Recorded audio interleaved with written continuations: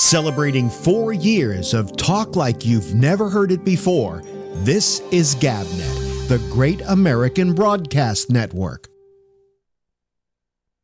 We're GabNet, and we've got you covered live 5 nights a week. First Tuesday through Friday at 9:30 Eastern, it's The Exchange. Let's capture, who are all these people who are watching these cooking shows? And they're stoners, right? So I'm wondering, is this a program that Netflix has absorbed? I don't know, what is the purpose of Netflix making a 14-minute show? Now, aside from those 2 interesting facts about this show, the show is fucking terrible. Do not watch this show.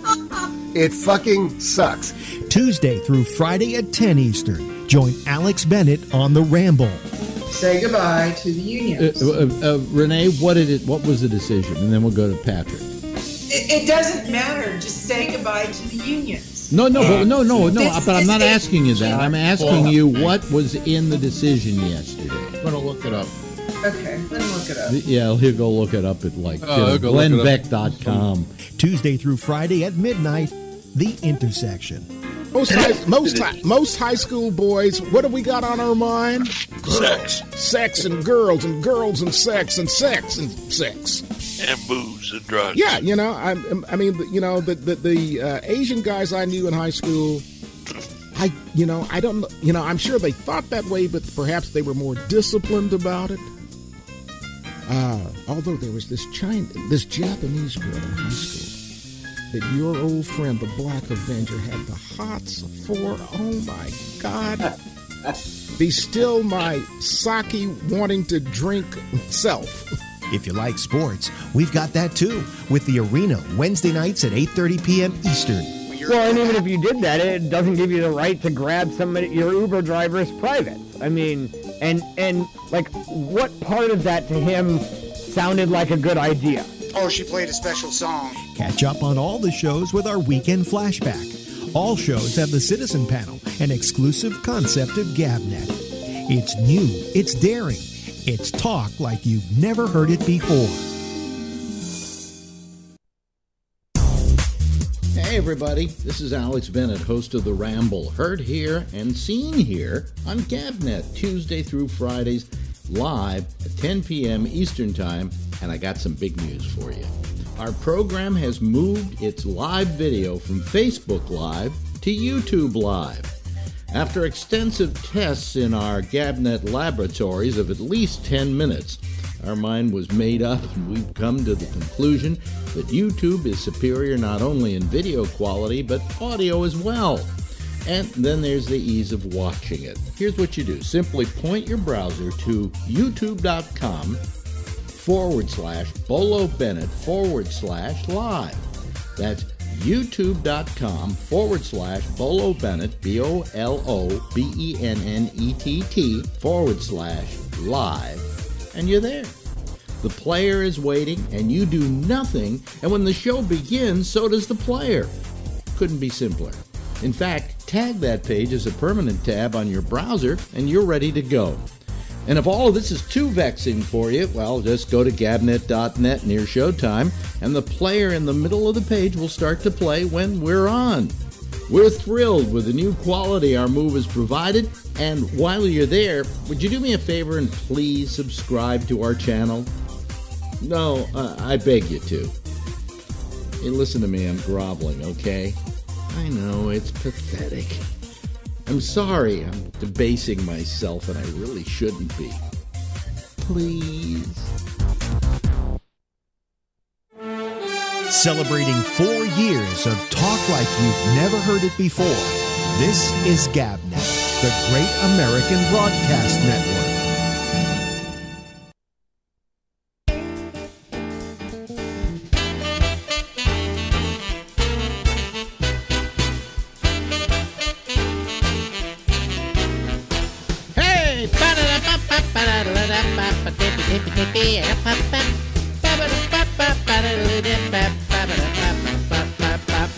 Hey everybody, this is me, this is Alex. Hi there, how you doing?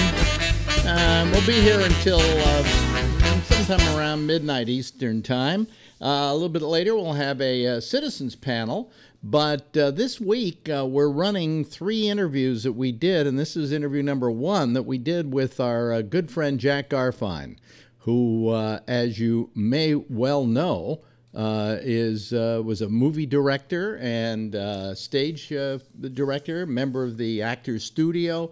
I could go on, and these are some of the tales now. We followed him in our first set of interviews when he was in a concentration camp, or 11 of them, actually. And now we followed him to the United States, where he's getting into the theater, and we find out more about his life in America. Here's that second interview of 3 that we have in the can with Jack Garfein. And we're back with Jack Garfein. So you have this school that you're going to, the School of Dramatic Arts, it's called? Dramatic Workshop. The Dramatic Workshop. And you pay for the second year, okay? Yeah. And you're on your way. Now, how did you get from that to your full Broadway directing and your time at the Actors Studio? Well, also when I was in school, I had a job as an usher at the Lois Theater. Mm-hmm. You know, so and as a package boy. Yeah. First at the Beacon Hotel, which is still there. Right. I had a job as a package boy, any packages that came in. Yeah, right. And I loved it because I was sitting there for hours. I read Shakespeare, Bacon, all the great writers. But one day the head usher came in and he saw me reading Shakespeare. What?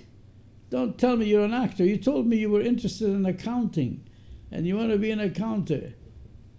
And he fired me. He didn't want actors to have a job. So anyway, so I was out of a job, but then I got the usher's job. And the head guy there tried to discourage me from being an actor. Everybody, nobody wants you to be an actor. Nobody wants you to be an actor. Everybody's trying to discourage you from being an actor. Yeah. But you were single-purposed. You knew exactly what you wanted. Except Piscata. Yeah. Said you were a great director. Well, he gave me the scholarship. I'm sure if I had gone back for the second year, he would have done it again, you know. Yeah. What's his name? You know, the actor who was in the Billy Wilder movie with Marilyn Monroe. His original name was Bernie Schwartz. Oh, you mean Tony Curtis? What? Tony Curtis. Yeah. Yeah. So Tony Curtis was invited to Berlin to deliver the eulogy for Piscata when he died. Mm-hmm. So he talked about the influence of what Piscata did, but he said, but I'm telling you something. The memory that stays with me all the time is when I saw this gray-haired man in his late 60s walking down 48th Street with his arm around a boy, 18, who had gone through 11 camps. Yeah. So did you get a second-year scholarship to the school? I didn't need to because of the screening. Joe Wallhandler arranged. Oh, okay, so you got the money to do the second year. Yeah. So when did you break away from there? And Well, I graduated, right? They misspelled my name on the graduation. It's Garfein instead of Garfein. Yeah. And what happened was that I got a job as a package boy, usher, all that. Yeah. And then a guy who was with me, then the American Theater Wing. Yeah. I know a very important story. Okay. Yeah. So what happened was Strasberg was organizing. Now, this is Lee Strasberg. Yeah. Of the Actors Studio.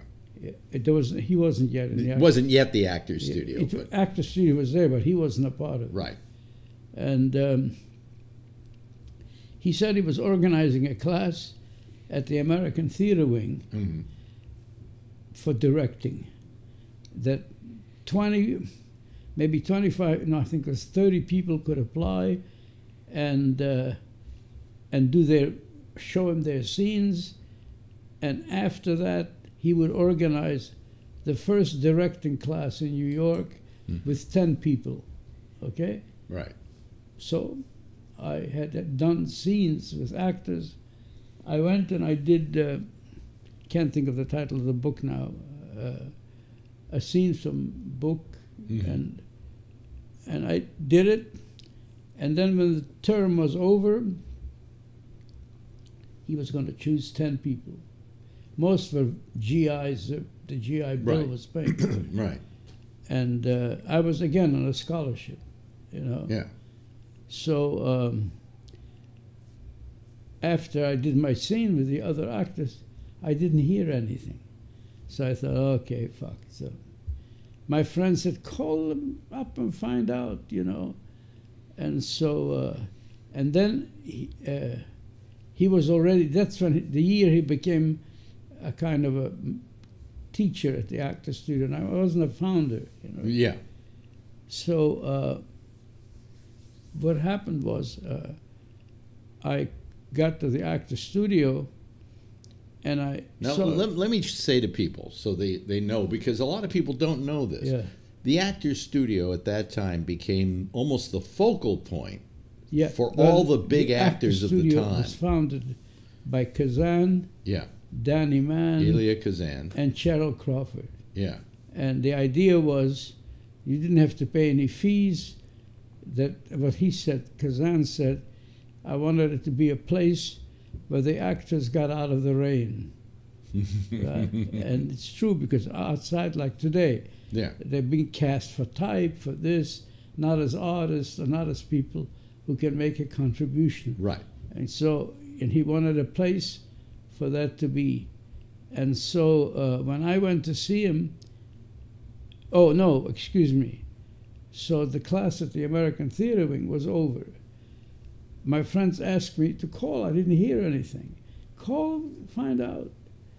So I had the courage finally, and I called, and I said, I haven't heard. I just want to know if I passed. My name is Jack Garfine. Yes, Mr. Garfine, you passed. So when does the directing class start? It doesn't start, Mr. Garfine. You're the only one that passed. That's wonderful. Yeah. That's wonderful. And so then how did you get to the Actors Studio? So what happened was I then went to see Strasberg when he became part of the Actors Studio. Ah, okay. A couple of years later. Yeah. And I said, what about, I'd like to also be a part of it. He said, Jack, you have to direct the production. And after you direct the production, we'll come and see it, and then become part of the Actors Studio. So what happened was a guy who was in my class at the theater wing became a director at NBC on the Kate Smith Show. And they decided to do dramatic segments with all the exciting young actors. And so he again recommended me to direct, you know. That's when I had my job as a package boy. It's a package boy. Yeah. And now they want you to So direct. Wait a minute. Let me No, get the. what happened was, he called me up and he said, Jack, I talked about you to the producer, to Barry Wood, and do you think you could do the scene that you did there at this place? And I said, yes, because what I did was to get attention and money. All the actors were in their 40s, their 30s. Yeah. I was the director, right? So I said that if they wanted me, I could do a scene at a party when I had guests. I would ask the actors to do it. Yeah. And the actors first thought I was nuts. I said, well, listen, we're not going to get paid, but we're going to eat well, you know. Yeah. So we did, and then they asked me to do a scene, and after that people came to me and said, could you do it at my party? And they paid some money, and the actors were amazed, right? And so he got Barry Wood to see it. And Barry Wood asked me, would I bring it in to the studio where he would see it. But first he wanted to talk to me. Yeah. So I came in and talked to him. He said to me, how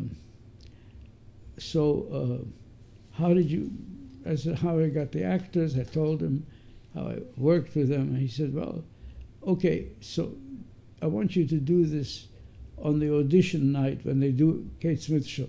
They had acrobats, jugglers, you know. The book is Darkness at Noon. Yeah. About the communist regime. Right. Yeah. And I'm there, and they ask me, what are you doing? I said, Darkness at Noon.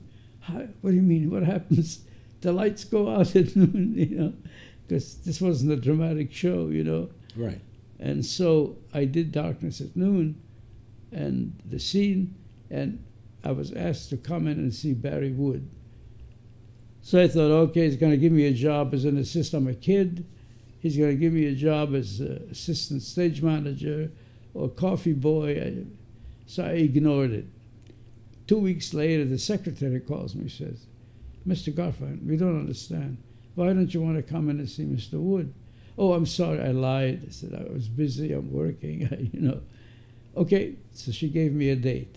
So I went to see Barry Wood, and I felt, okay, I see, but I know nothing's going to come of this. You don't want to be a mail boy. Yeah, and Barry Wood said to me, listen, I'm very impressed with what you did. Let me ask you something. Do you think you could direct small segments on a television show? And of course, I never even got near a television show. Right. Of course, I said, I can direct it. He said, well, the idea is all the young actors on Broadway, Barry Nelson, Phyllis Love, Donald Buca, who were, you know, big coming up. Mm-hmm. I'd like to do a series with them. Do you think you could handle it? Sure. I said, no problem. So he said, okay, go ahead and talk to the manager, the, you know, not the producer, but the manager of the. Mm-hmm. So I go in, and the guy says to me, oh, Mr. Wood is very impressed with you. So it's a weekly show, mm-hmm. But every 2 weeks, so you have a week to prepare it, right. And then you can do it. Now, when you say directing, were you literally directing the show? In other words, were you calling the camera shots and everything? Everything. So you were becoming a full-fledged television producer. I worked with the script. With the script, and then the setting, I directed it. Yeah. So he said to me, the manager said, so what about, you have an agent? I said, no, I don't have an agent. So what would it cost to have you work for us to do a show? Well, I was making $35 a week mm-hmm. at the hotel. Yeah. So I thought, well, what about $70 a week? Oh, boy. The guy said, $70 a week? Yeah. Okay, you got the job. He probably was saving several $100s. Yeah. And so what happened was that I did the first show with Donald Buca. Mm-hmm. A critic in the Daily News said, I have not seen acting like this since the poetic realism of the group theater. Wow. You know, and so I said, oh, great for me. Now I can go to see Strasberg. I mean, who the hell ever got a review like that? Exactly. So I went to the actor's studio, waited until they broke, and he came out and said, sorry to disturb you, Mr. Strasberg, but I need to talk. Oh, how are you? I said, I'm okay. I said, well, look, I directed this show. I want you to see the review. This is what the critic said. And Strasberg looked and said, it's very nice. Well, Jack, to be a member of the actors studio, we are not all actors. There were no directors, only actors. As a director, you have to do a show in a small theater somewhere with professional actors.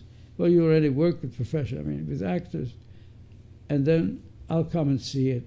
And so I said, okay. So I was submitted a show to Equity Library Theater, But they weren't too crazy about it, but they had a problem with a production that they did want to do called Camille, based on the book. Right. And they said that they had a difficulty with that, and it's not cast yet, so it's open. Would you be interested in doing that? And I said, well, I have to reread it, but yes, I'm interested. I want to do it. No, don't worry about it, because I felt that. Yeah. What a chance. This is your audition for Strasbourg. Yeah. Well, so I cast it and got a great designer, very famous. He's still working. He did Tea House of the August Moon, and so Peter Larkin. And so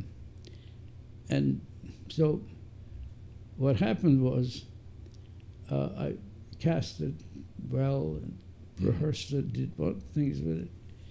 And so now came opening night. I invited Strasbourg. Yeah. And Strasbourg shows up with John Gassner. Remember John Gassner? No, I don't. The editor of plays, books on plays, and also a lecturer on the theater. Very important in those days. And I put myself in a position in the theater where I could watch their reactions, right? And I was all of 19 then, right?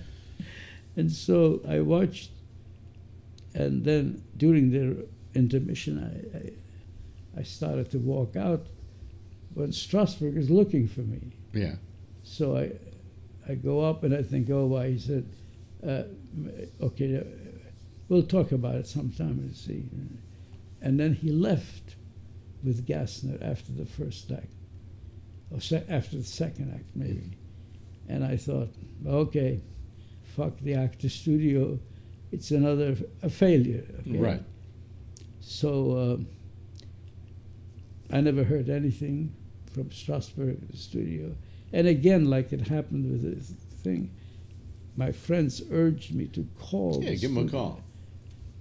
I didn't have the nerve, but finally I called and I said, excuse me, my name is Jack Garfar. Mr. Garfar, we don't have a number. We can't call you anyway. Oh.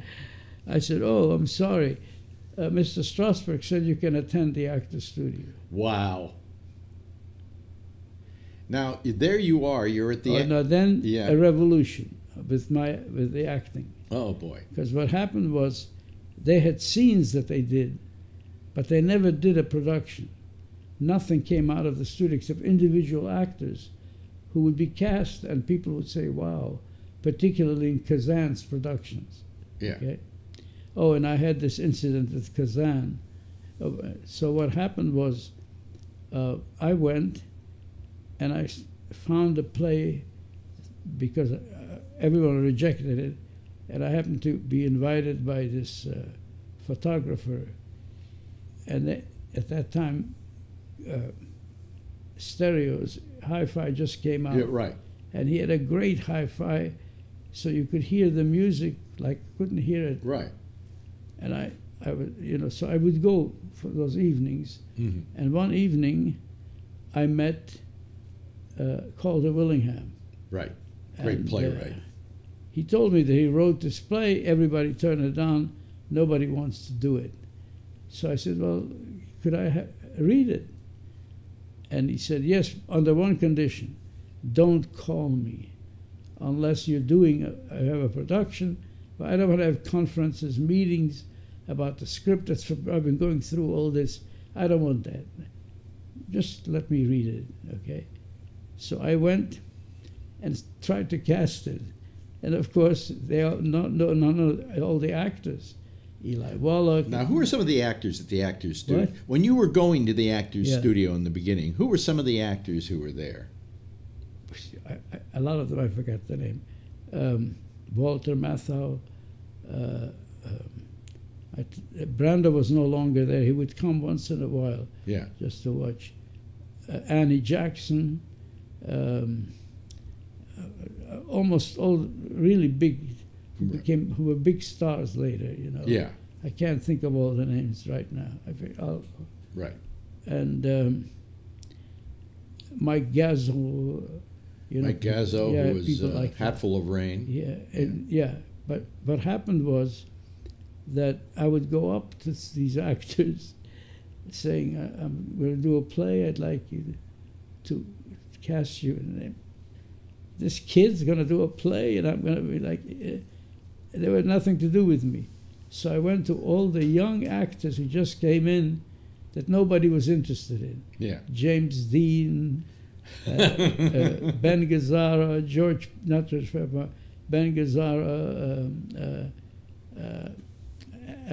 what's his name?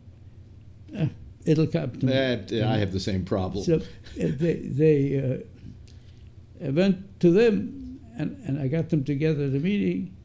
All these well, young, you were the first person. You said you actually kind of discovered James Dean. That this was the first thing he had ever done. Yeah. So I got them all together, and I said, now look, I want to work on this play, but I'm not going to do it equity way. 3 weeks of rehearsal, or you have dates, you can't make it. I'm sorry.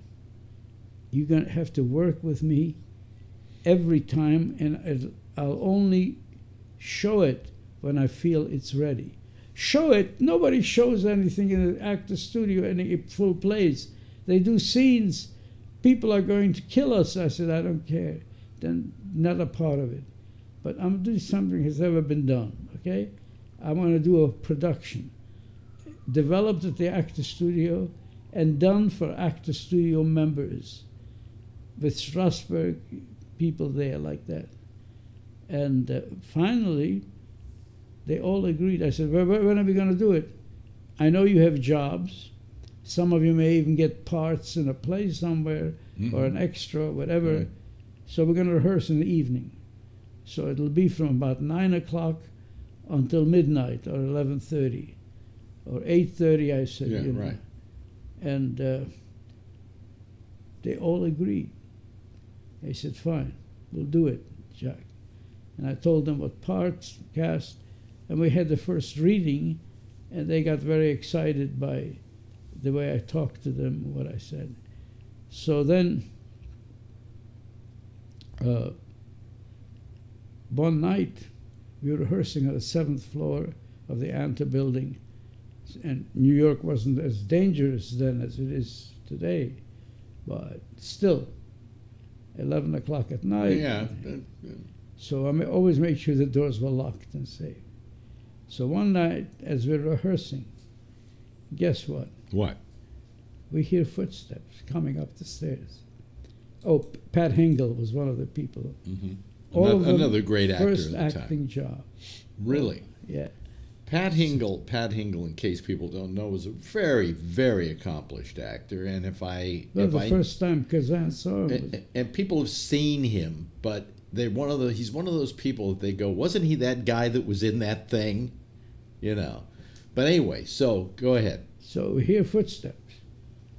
Pat was the last one to come in. We said, what the fuck, you didn't lock the door? I did. I made sure. Come on, nobody else has a key to come in at this hour. What the fuck? Steps closer. Jimmy Dean grabs a chair, right? Yeah. Ben Gazzaro grabs another one, right? And they get to either side. We're quiet. Yeah. The door opens. It's Elia Kazan. So he says, what are you guys doing here?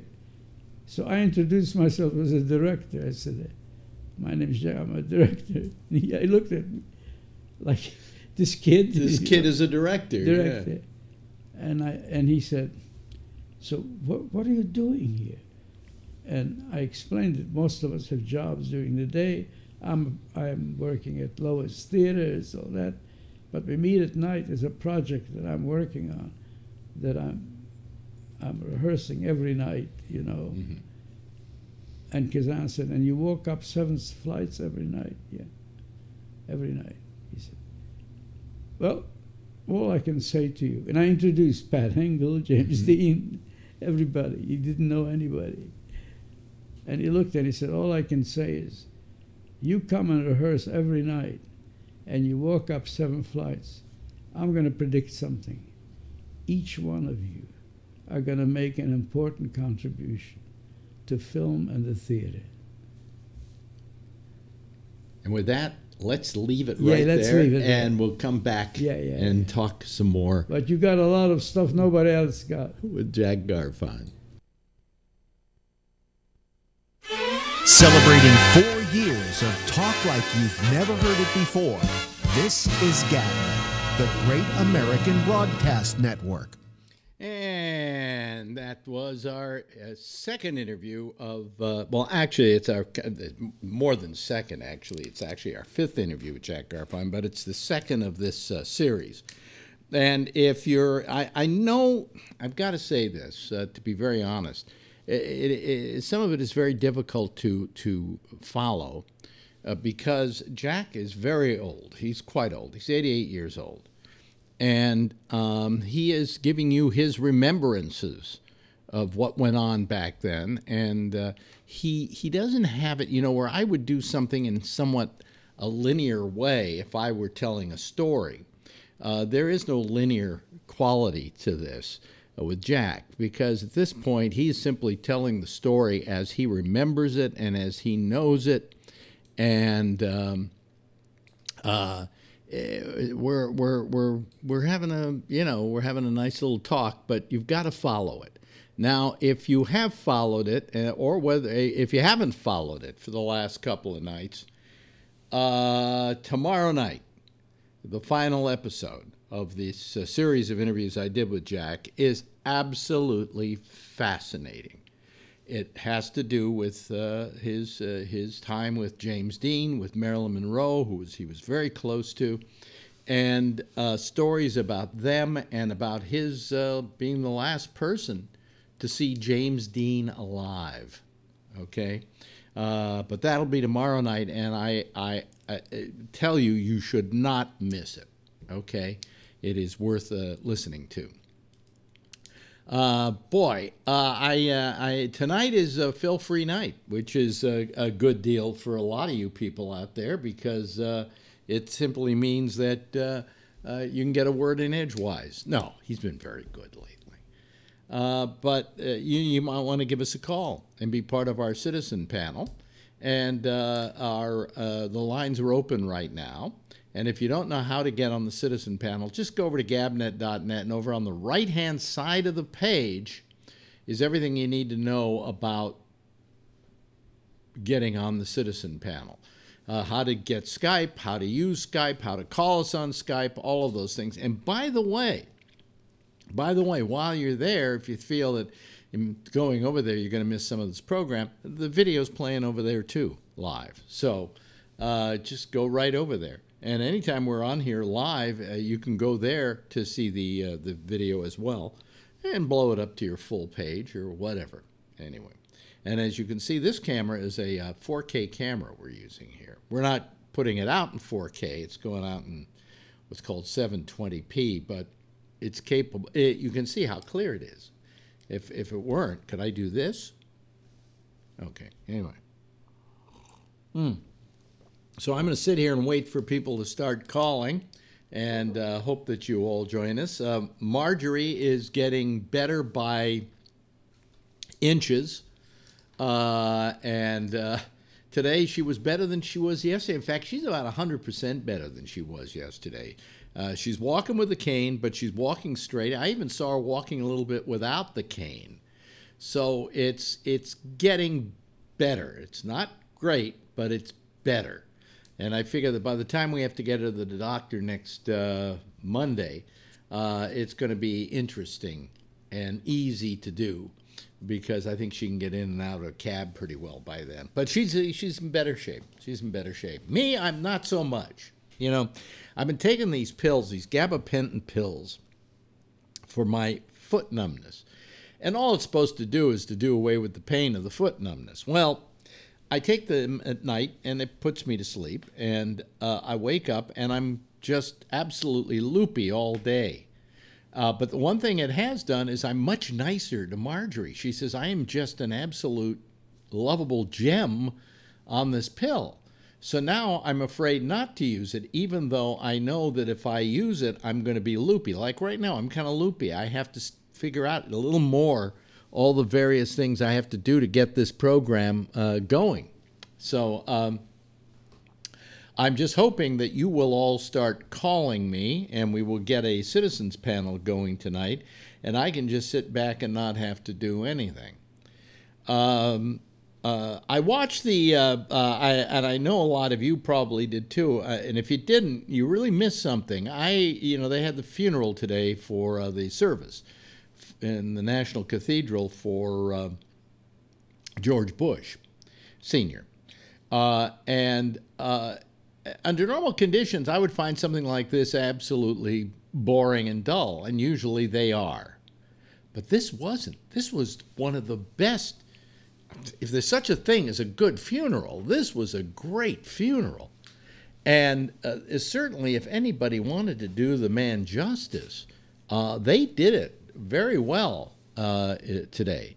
It was awe-inspiring. The speeches were wonderful. The remembrances of the man were terrific.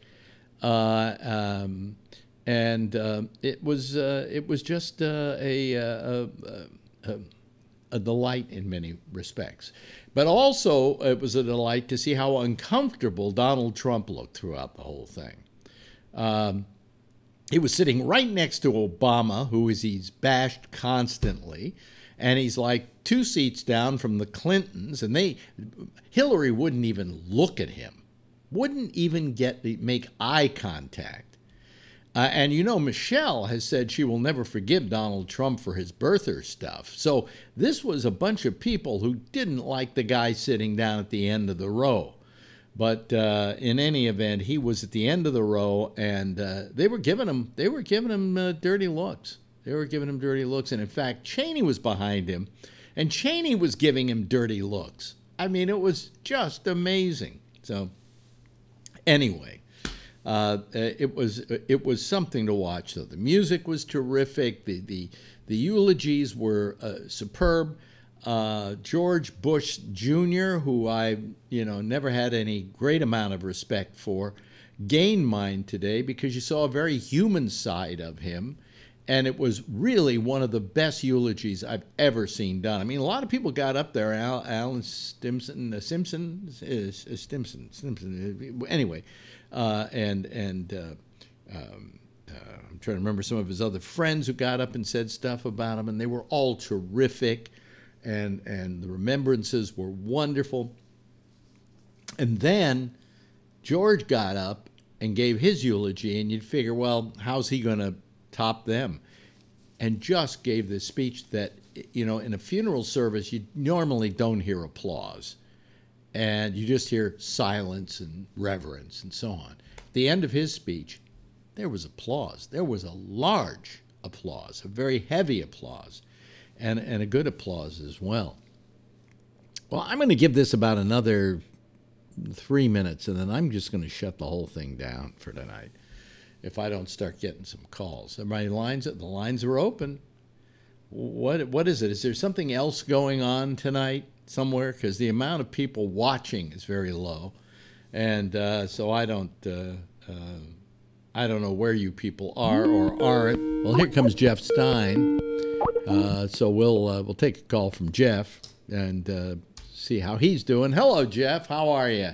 Good. Yeah. Good. Yeah. Did you watch I watched that show today. Show. Yeah. It was a spectacular. Didn't you find it really good? I found a lot of it. I agreed with you. It still took too much time. I mean, it was so slow. Yeah. And I mean, part of it is that the military strategy, the way they handle this thing, where they take this short step and then everybody moves one step. You're talking about what I said was to girlfriend who's on crutches and has a hard time moving, that she could probably get down that aisle faster than they did. Yes. So. But the speakers were really pretty good. Yeah, who was it? Is his name Stimson, right? Simpson? Alan Simpson. Yeah, from Hi, Rob. He's from Wyoming. Yeah. Right? Yeah. He had a great line. He said he said that the thing with George Bush is he always took the high road in Washington, which in Washington has no traffic. That's great. And I mean, they all told loving stories and funny stories about him, and it was wonderful. What I thought about this was, is his death much more bemoaned and much more eulogized because of the current president and the atmosphere he has created? And is not the death of George Bush being used as kind of a what can we call it? An excuse to bash Trump silently? I don't know about bashing Trump, but I definitely feel a more of a sense of loss of another bit of like the rock that was the White House, the rock that was. When you used to hear the White House says, you were like, that's right, the White House says, whether you really agreed with the politics of the person in there or not. Now you're suspect to think the White House is actually out to get us. It's a loss of normalcy. It's like, I don't know. It's a loss of respect. It's a loss of respect for the presidency.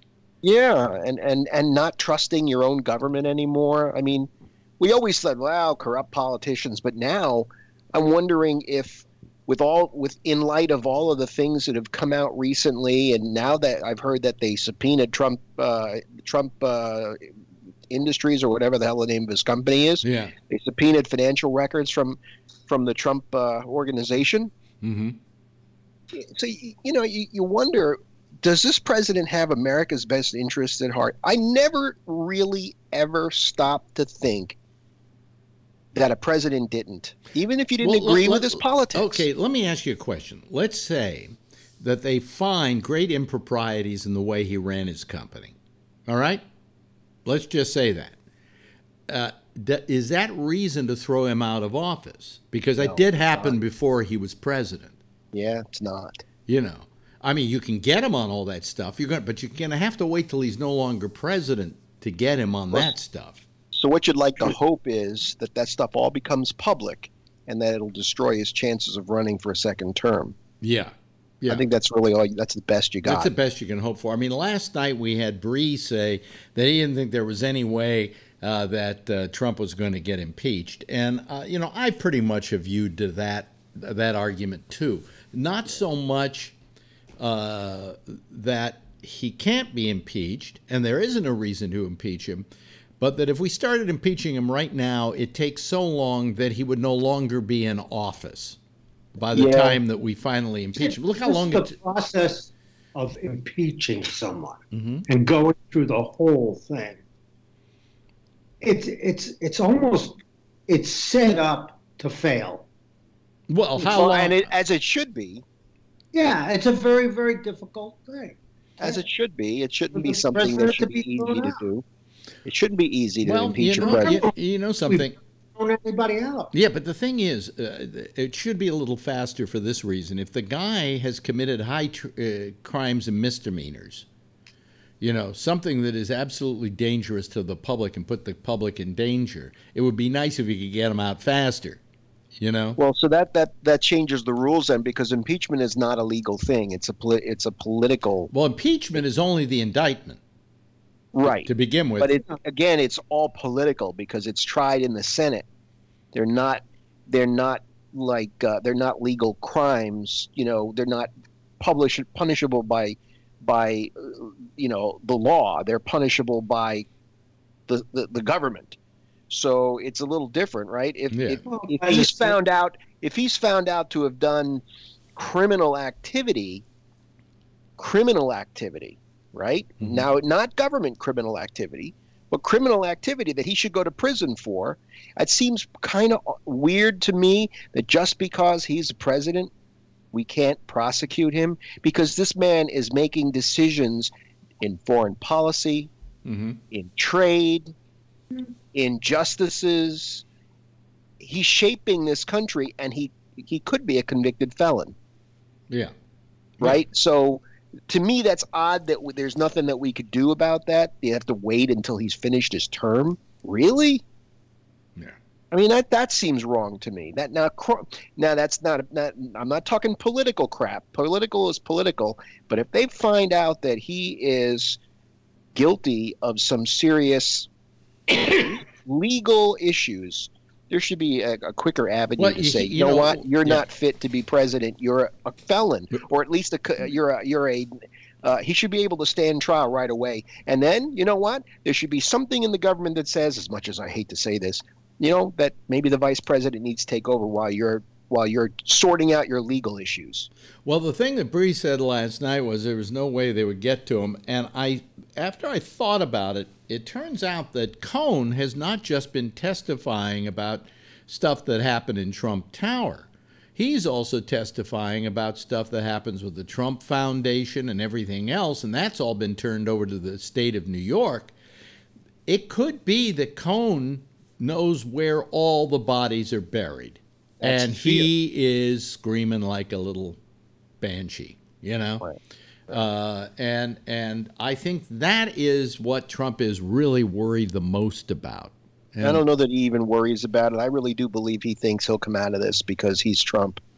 I can't imagine, though, that he doesn't go to put his head down the pillow every night and worry about this. That I don't think he thinks he's invincible. You don't think so? He made that statement about killing somebody on Fifth Avenue and getting away with it. Well, he was talking about his own cult of personality. He wasn't talking about the fact that as president he could kill somebody and get away with it, although he probably could.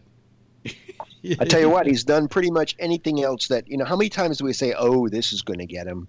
Oh, this is going to be the thing. And nothing seems to, because, you know why? Because he doesn't stand for anything. And all he does is appease the people who he knows are fanatical about what he's doing. All of this ultra right wing, all the ultra right wing things that he's doing, and this Supreme Court and all of these things are fanatical people who are going to stick with him. Is he doing ultra right wing things? Or is he a man of no politics at all who's simply playing to what he believes his base wants? That's exactly what I mean. That's you said it better than I did. He doesn't really stand for anything. He doesn't have much of an ideology. He just goes where he knows he's got a strong base. Yeah.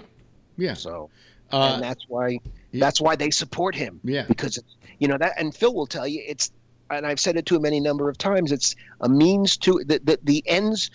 We always say the ends don't justify the means. Well, in Trump's case, that's true. The ends are all that matters. How you get there. If you screw somebody, if you let that now they're calling him out the Saudi prince, right?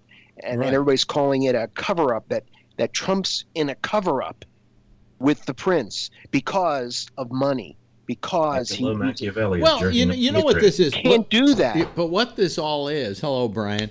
Hello. But what this all is, and what it has become, and the problem with it is that we don't get to see his taxes. We don't get to know what his involvement is in various things. And so, therefore, we don't know what was his involvement with Russia, what was his involvement with Saudi Arabia. And then he's making all these deals while he's still running for president. Okay? Right. Now, granted, there's nothing really wrong with that, but there is something wrong with that. It's just something you divest yourself of when you're running. Yes, Jeff? The first thing that always irritates me about him is the word deal. The presidents never made deals before. They had organizations, they had changes, but they never called them deals. He turned the thing into a business strategy. Well, I mean, he's got people from Saudi Arabia using his hotel in Washington, D.C. He's basically doing business with foreign governments, which it is against the law for a president to do. Right. But yet we don't know whether he's doing business with them because we don't know his involvement in each of these things and how much money he has and where he's spent his money. Because, he's under audit. Well, fuck you. Yes, so you're under audit. We still want to see your taxes. That was an excuse. Now we're going to find out because the Democratic Congress will get his taxes. Yeah. They'll get his taxes. All they have to do is subpoena it. They have the power of subpoena. So I feel like a little better with him in power and a Democratic Congress because you feel like at least the adults are in the room supervising a little bit. Yeah. Well, you know something?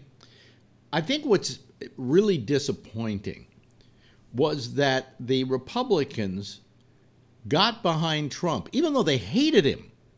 Right. I mean, they didn't like him. They didn't want him to be the candidate. They didn't want him being president. And they know what he's doing to the office of the presidency. But they feel they all have to get behind him. Power corrupts. Yeah, and so they become codependent. Yeah. On power him. Corrupts. They don't want to lose their. They're afraid of losing their reelection bid, so they have to stick together, and they're afraid to come out and do what's right. Where are they all now? Except for the ones that are. There's a bipartisan bill in the Senate right now to regarding this Prince thing, right? Yeah. And that's being done. The Republicans, Corker? It's always Corker. It's always Flake. It's always these guys who are retiring. Where are the ones that are sticking around? Where are their balls to do the right thing? Well, all I know is that a lot of the people in the Senate and the Congress got debriefed by the CIA, and they've heard these tapes, and they've seen videos, right? And they all want to just, stop doing business with Saudi Arabia. As we would normally do with any other president. Right. And they said, we have a $42 billion deal with the Saudis. No, we don't. We have a $42 billion potential deal with the Saudis, but all they're planning on spending is something like $13 billion. Mm-hmm. But Trump doesn't think that the rest of the world looks at us as sellouts. So you only have morals when it doesn't involve money, huh? Where's your morals? You're just a sellout. Well, look at who he makes excuses for. He makes excuses for Putin. He makes excuses for the Saudi prince. He chummies up to Kim Jong-un, and he rails against the French president and all our allies. And Merkel you're going, and everybody. Yeah, why are you doing this, Donald? Even the Prime Minister of Canada. Yes, exactly. Well, I'll tell you what happened though is that it's interesting that this wonderful businessman named Donald Trump goes down to Argentina. The minute he's face to face with the Chinese, he caves. He just caves in on everything he's said, all his tough talk. Oh, well, maybe we can make a deal. And all the Chinese have agreed to, they didn't make a deal with him. All they've agreed to is they will look at 100 points that the United States has as a grievance against China and take a look at them and see if they can do something about them.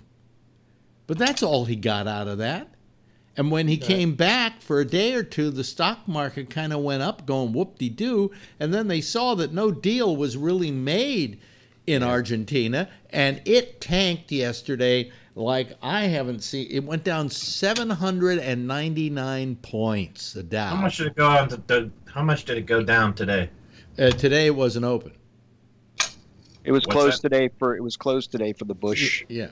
Oh, okay. Yeah. Who knows what it'll do tomorrow? Any gains we had last week, which was a good week, have been completely eradicated. Well, you know where I stand on that issue. Burn the motherfucker to the ground. Burn what motherfucker to the ground? The Dow, the template, every fucking thing. It goes the country if you do that. And I'm supposed to feel bad because... Because you live here?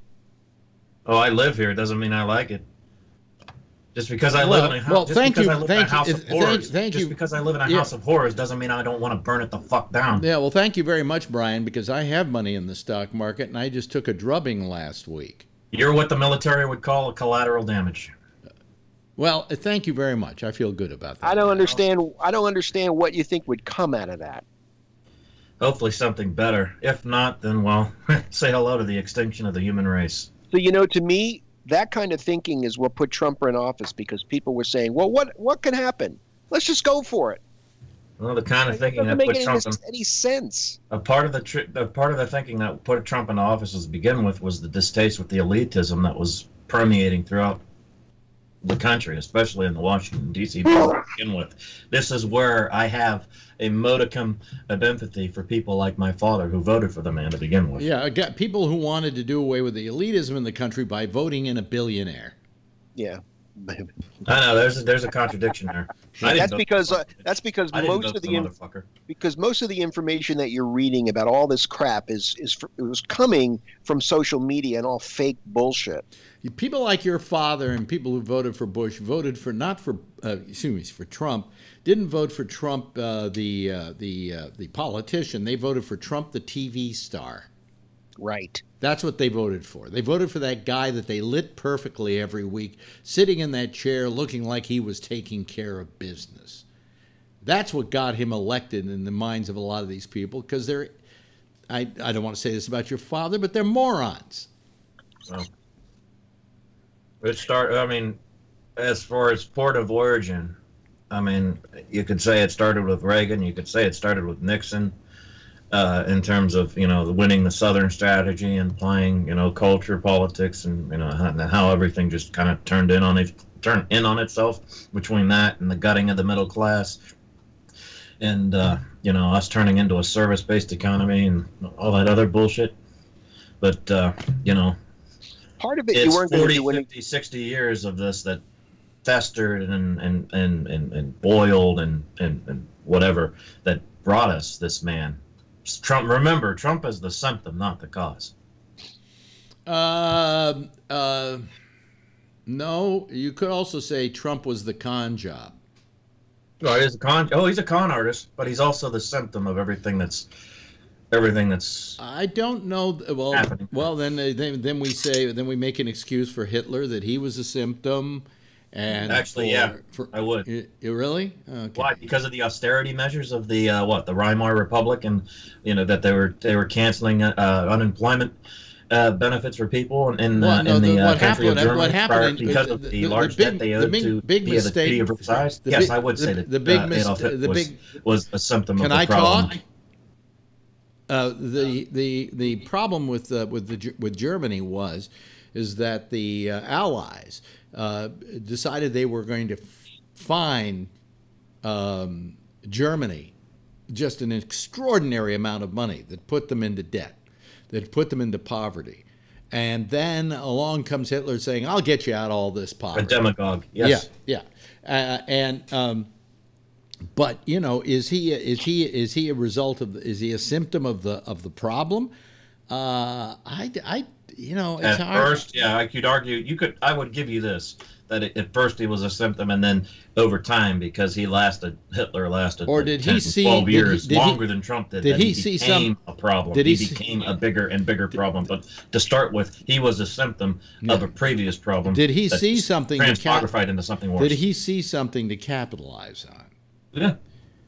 So do you think Trump saw something to capitalize on, or do you think absolutely. I always felt with Trump and his campaign that he was constantly shooting blanks in every direction, hoping he'd hit something. Well, from what I understand, he trademarked the "Make America Great Again" baseball cap a day or two after Romney lost to Obama in 2012. That's how shrewd and calculating the motherfucker was. Did he do that, or did his people do that? Like either way, Rob. Bannon. Either way, Rob. It still speaks volumes on how shrewd and calculating these motherfuckers as a whole. Absolutely, but I won't give Trump that credit. I would give his handlers that credit. How can he copyright a term, for instance, that he stole from Ronald Reagan? By having it placed on a baseball cap and against a red background with white lettering. That in all likelihood with what was copyrighted, not the phrase "Make America Great Again," but the design. Yeah, a trademark or a service mark. Yeah, but there is no TM on those hats. There's nothing to hold the trademark. No, there might as well be. No, but there isn't. That's what I'm saying. And you have to, in order to, for instance, I have Gabnet TM. And the reason it's Gabnet TM is at least once on the web page, I have to have it with the TM to hold a trademark. I don't physically have a trademark, but that holds it, keeps it in place. If that were true, my Facebook page would be doomed. But, you know, it promotes your stuff and everyone else's, so, hey, it works. Hey, Renee, how are you? I'm good. You know what I'm looking up is I saw that Melania Trump and Donald Trump were putting out new products, like clothing and stuff like that, and I didn't pay much attention to it, so I'm going to look it up and see if they've TM'd all of those as well. Yeah, well, I'm sure if you look at the Donald Trump line of whatever, there's a TM there. Donald Trump, there was a name for his clothing line of ties and stuff like that. I'm sure it had a trademark. Douche 20,000 or 2002. Well, I'm thinking sack of pig shit, Trump brand or something. You know, that could work too. Yeah. But, you know, I mean, I just think that the problem we've got here is that there was we have not been able to see his holdings and the business he was doing.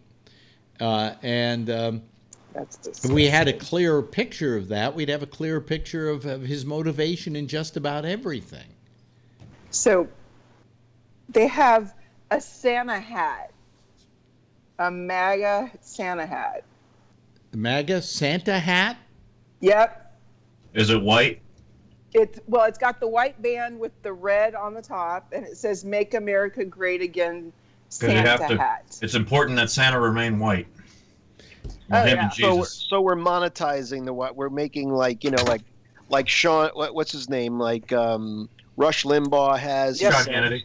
He sells sponges and he sells those chairs he sits in, and so now the president is doing that stuff. Oh, yes. Well, as I recall, President Bush was selling off his commemorative plates. Wait, seats that he sits in? What's this? Yeah, you can buy the EIB network. The chair he sits in. The leather he sells chair. Those chairs. Yeah, if you could buy his chair, not his chair, but one like it. Not his chair, one like it. Because the amount of whatever comes out that ass should not be anywhere in my house. Yeah, no. I'm just wondering. I'm wondering if I should buy one and use it here on the program. Gross. Get a big EIB flag for the mic. Yeah, you know. There you go. You should pour bleach on it just to fuck with the colors and make it your own. That's just disgusting. Did you see? Okay, so you guys know me. I'm not the biggest military person on the planet. I mean, there's a reason for it, and I pay all my taxes. Did you see him not put his hand on over his heart when he was at the funeral? He put his hand over his heart. Not the photos I've been seeing.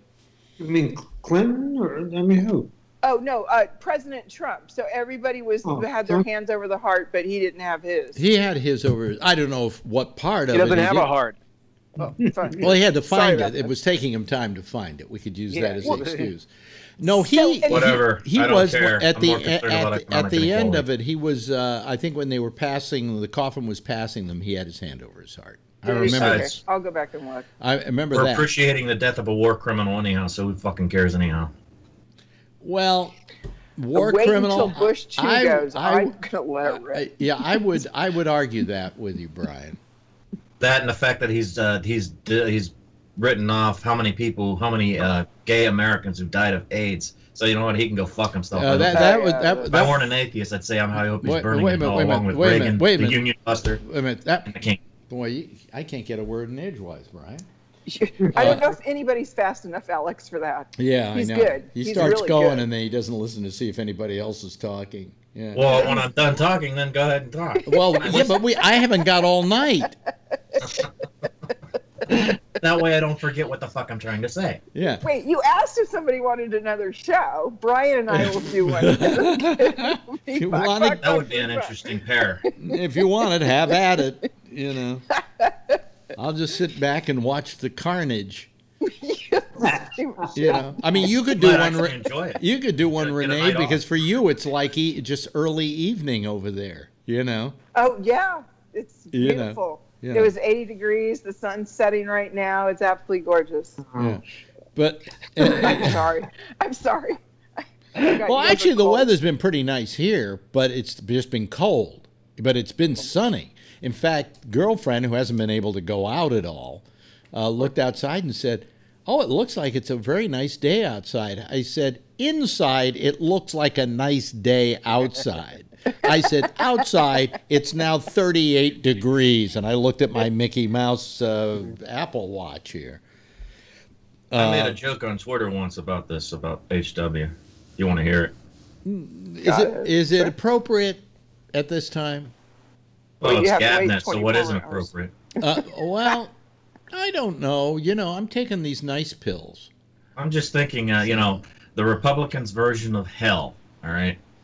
They're sent to hell and forced to watch by Satan, Elder Bush, Ronnie the Union Buster Reagan, and McCain engaged in three-way gay sex porn.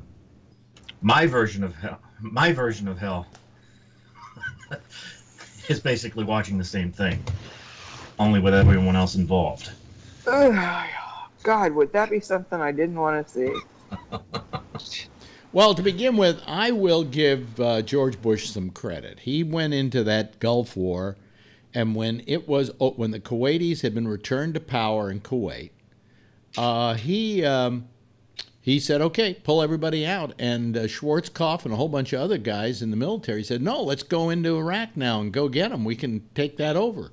And he said, "No, I made a pledge that this is all as far as we were going to go, that we had a stated mission, and we've had a stated mission, and now we get out. I don't want to see anybody get killed over this." And very few people got killed in that war, by the way. Americans, I think there were 38 deaths, in the entire war. And the only problem I had with it was the Kuwaitis were a bunch of assholes. And while we were giving up our national treasure and sacrificing some of our human lives for them, they were in Paris at the Ritz-Carlton sitting around living the high life and said, "Just let us know when we come back to take over our country." They were real. There was a girl that was testifying before Congress, a Kuwaiti girl testifying before Congress that the Iraqi soldiers came in, nursery, and was that was all set up. I was just going to say it was later proved by Canadian television, among other outlets, that was false. And it was a false story made up by us as part of our justification for being in there. Either way, we were lied into that war, just like we were lied into the Iraq war too. Yes. They're both illegitimate as far as I'm concerned. Well, and the common thread of all this is Dick Cheney. So I would like to ask Jeff, what the fuck? All this stuff, how many hearts has that man got from us now? Because he's been in the military. We've paid for 5 of that man's hearts. What is wrong? Why doesn't he just go? Stop it, Jeff. Well, listen, I got to tell you something. I'm glad he's alive. Just so I could see just so I could see the look on his face when he was looking at Trump today from the row in back of him. Just go back and watch the video of that. And Cheney is looking at him like, "One fucking motherfucking cocksucker." Really? Yeah. But Dick Cheney could have him offed. I don't get it. Seriously, Dick Cheney's nasty. The heart you should doctor take Trump hunting. Yeah, you should take Trump hunting. Yeah, exactly. Yeah, him and Bolton are from the same cloth, aren't they? Cheney and Bolton. So. But no, wait a minute, Walrus is in the statistic. Jeff. Walrus, I've got 4 valves that I've had. Yeah. There's only 2 of them in there now, but I also had 2 of them that were taken away. So. Well, you're not doing evil things. Yeah, he's. I know of 4 heart replacements that we've done for that. I don't man. think we've done 4 heart replacements for him. I think there's only been 1 heart replacement. For the longest time, he had like a artificial heart in there. Oh, did he? That was pumping away. Yeah. So the gentleman who was the heart, Dr. Gerard Benson, BERENSON, died at 96. He's the traced heart disease from childhood. So I guess he's a data person and not a mechanical person. Who are you talking about? What is this? What are you talking It's just one of our a famous heart doctor died recently. Yeah. Earl Backett, Bakken. Anyway. I don't know why you're bringing that up. I want Dick Cheney to die, damn it. Just stop making Jeff stop by the way, those folks, hearts that good. By the way, that'll probably happen when what's his name, Kissinger dies. By the way, the reason our audience, our callers can say this sort of thing, folks, and they wouldn't be able to say it on national Kissinger's broadcasting, not dead? is because this is a podcast. And the thing we can do on podcasts is say anything we fucking want to, including total and utter lies. Okay. Now, here's the statistic I got today, and it is going to just absolutely astound you. Okay. Right, we know that everybody in America practically has a podcast. Okay.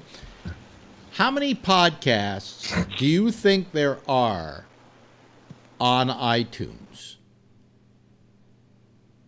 Over 3 million? I was going to say 30 million. No, podcasts. Come on, people are doing what we're doing right now. I'd say 30 to 50 million. I'll give it a range. How about you, Jeff? Idea? 10 million. How about you, Renee? I miserably am going to sit at 3 million. 3 million. Well, that's high. That's really high. 3 million is really high. We're talking about podcasts, Renee. People have to get themselves a microphone. They have to be able to record it, know how to do it, all of that. It's not like everybody who breathes can say, I want a podcast. Huh? I was just thinking there's 330 million people in this country. Mm-hmm. So you got to figure 30 million. That's why I went with a number like that. But the podcast. Because I listen to Pod Save America, and I swear to God, those people have at least 100 downloads that I'm just to load and listen to them. So when you ask that question, but you're asking shows, you're not asking episodes within the shows. I'm saying how many podcasts, not individual podcasts, but how many podcasts? This is a podcast. In other words, we do this every night, so this constitutes one podcast. Right. Okay. Right. Are you ready for this? Yeah. 609,000. Really? Is that worldwide? That is on iTunes. Probably. That's on iTunes alone. But I mean, that's worldwide. That's podcasts from all over the world. Well, that would everybody who has a podcast on Apple. 609,000. Let me You're just say, going to have to stop saying everybody's got a podcast now. Well, it's getting close. I mean, come on. It's getting close. You know, everybody's got a blog. When I look at how many people watch this show, which is many hundreds a night, okay, and I feel depressed with that number. I'm not so depressed now, knowing that there are 609,000 other people doing podcasts while I'm doing mine. I'm actually getting very good numbers. Yeah, if you think about it, if there were 600,000 radio stations all broadcasting opposite your morning show, wouldn't be very much in the ratings. No. Even if I was number one, right? I mean, yeah. Nice kitchen, Rob. Oh, thanks. Oh, I didn't know that. I didn't stop to think that is your kitchen, isn't it? Let's see. What I thought it was a picture at first. Instead of a magazine cover. Article on Forbes 7 hours ago. Big retirement losses if the market crashes tomorrow. Lovely news I keep seeing on it. They're readjusting our income level, and that's why I took money out of the market, because they're just readjusting our expectations of what living is going to be like in the United States. Yeah, down. Exactly. Down. Yeah, well, the thing is, I'm not doing anything, because the worst thing you can do is pull out when it's going down. You pull out when it's high. That's when you pull out. Yep. You don't pull out when it's going down. But not enough money. It's been red for almost 2 weeks now. Oh, we're into our second week of red. I think it's going to get better. Not as good as it was, but it's going to get better. The same shit is what happened in 2008. Everybody, it's not doom and gloom. This country is gonna rebound. We're gonna come back. Don't panic. I don't need that money for several years. I don't need to. Bear in mind, starting in 2020, the baby boomers are really going to start, including my mother, are going to start retiring in mass. I don't need up to including 2029. I don't need to dip into that money for a couple of years yet. So I figure in a couple of years at least it will go up. If it goes down further, well, so be it. I will be out there, with all the other street urchins. Would you like fries with that? Huh? Yeah. Would you like fries with that? Listen, McDonald's would even selling those fries too. They say they're going to do what? How many 30,000 jobs or something over at Amazon here in New York? Oh, right? Are you going to be there? Do you think they give me at my age? Do you think I got a chance at a fucking job? I'd say you do actually. What's wrong with Radio Amazon? What? What's wrong with Radio Amazon? What do you mean Radio Amazon? What's Radio Amazon? I don't know. I just invented it. Why can't you Alex, do it? I think you'd be great shoppers in our aisle in our maternity section. We have a great sale on You get a job doing that. You could be the voice. Yeah, there's a lot of the supermarkets have radio, like different radio. They have their own radio station. Someone's getting paid to do that. Well, if I do that, how the mighty hath fallen. But it would be it's really better than working. So, Alex, what radio station are you on now? Oh, I'm on Radio Safeway. Is better than being at serving up. We have a sale today on Pete's Coffee in aisle 10, and by the way, pick up on aisle 7. Would you rather be living under a bridge holding your withered cock, or would you rather be standing under a supermarket radio system holding a wad of cash? I'd rather be under the bridge with my withered cock. Okay, at least you're principled. I got to give you that much respect. CVS, the job you would want would be CVS, because CVS is trying to get into the healthcare market. So if they successfully do that, then you'll be working for a very long time if you were doing CVS stuff. And then Amazon, because they're for everything. I'm about to be 79 years old. Do you think any of these people would do anything but laugh me out the door if I asked for a job? They can't I don't legally. Understand. They can't legally? Not to your face, Rob. Well, not to your face, right? Exactly. However, being the radio or being the voice of Amazon or being the voice of CVS doesn't require anything that you don't already own and you can't already produce for them and just give it to them. That's right. How do you become a voice of Amazon? There is no voice of Amazon. Maybe there should be. Yeah, Maybe there should be. Yeah. Or Alexa, whatever the fuck. But then they'll hire some fucking movie star to do it. Yeah, Gwyneth Paltrow has just trashed so many people at this point. I just don't know. I'm not even listening. What do you mean? Does she do commercials? Oh, she's got a new. Gwyneth Paltrow is doing a lifestyle. Oh, you're talking about commercials where she's physically on screen. Oh yeah, she has her own products. Yeah, she has her own products. Yeah.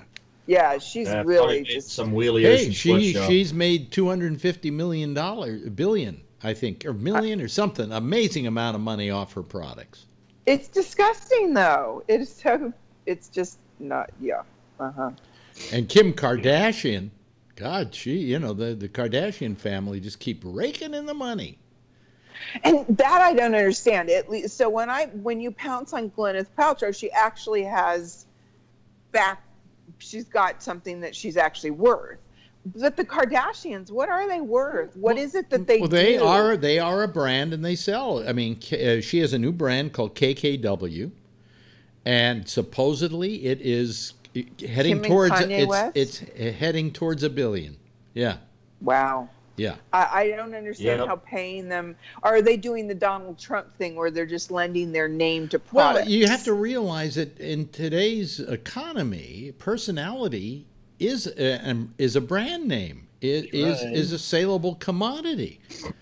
Trump wasn't building hotels. Trump was slapping his name on hotels. He was selling the naming rights. That's right. You know, and the same thing with the Kardashians. I mean, they don't have to do anything. I mean, was it the youngest daughter is now officially a billionaire because she's flipped houses. That was her whole deal. Yeah, she's making a fortune. Isn't somebody an actual? She's not top of the line fashion model, but she's a solid. Oh no, fashion model. She is a top of the line fashion model. You're talking about which one? I don't know. There's I know it's one of them. Kendall, I think. Yeah, Kendall Jenner. Okay. She is. She is something. She is a major model. She's like the model for any number of different products. And she went into that modeling thing on her own, you know, and just earned it fair and square.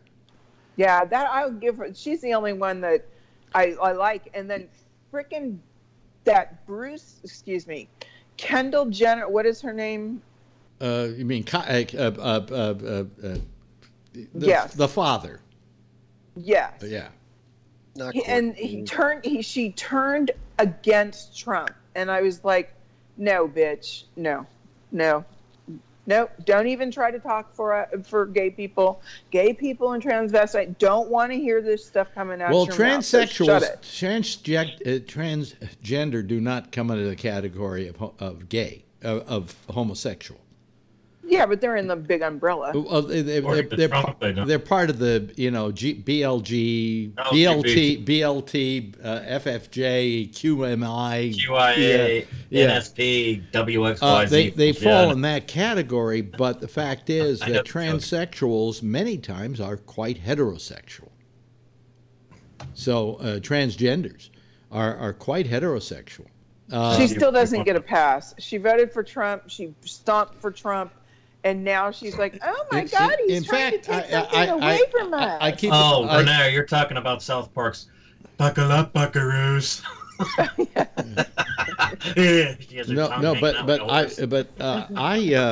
like to tell the story that I knew all the transgenders who were named in Lou Reed's Walk on the Wild Side. Really? Yeah, I knew every one of them. And they each one of them represented a different kind of transgender. You know, one was Candy Darling, who was very much female. I mean, when Candy would come into the room, I would kiss her hello, and you know, she deserved your respect because she really presented herself in a very lovely way as a woman. Then you had Holly Woodlawn, who was kind of a cartoon character of a woman, and then you had Jackie Curtis, and Jackie Curtis would come in wearing a dress with a 2-day growth of beard. Okay, so I mean they were different types. And Holly, I know for a fact, got more. Can I use the term pussy than any guy I ever knew? You know, and here he is, the guy in a dress. That's an interesting. The ones I've known are not into women. Really? I've known a couple, and my wife, you know, she lives from the Philippines, and she introduced me to a good friend of hers, her family's, who, when I first saw her, there was no way in God's name I would have ever thought was a man. But she was this really pretty girl, and carries herself like a girl. And the ones I've known are very female-centric. You would never know unless you had an encounter with them or if they told you that they were men, you know, well, they had penises. It's just amazing. I went and covered a transgender contest in which these guys would come out dressed as women and dance and kind of act provocatively and so on. They didn't strip because if they stripped, you'd see they didn't have the goods, right?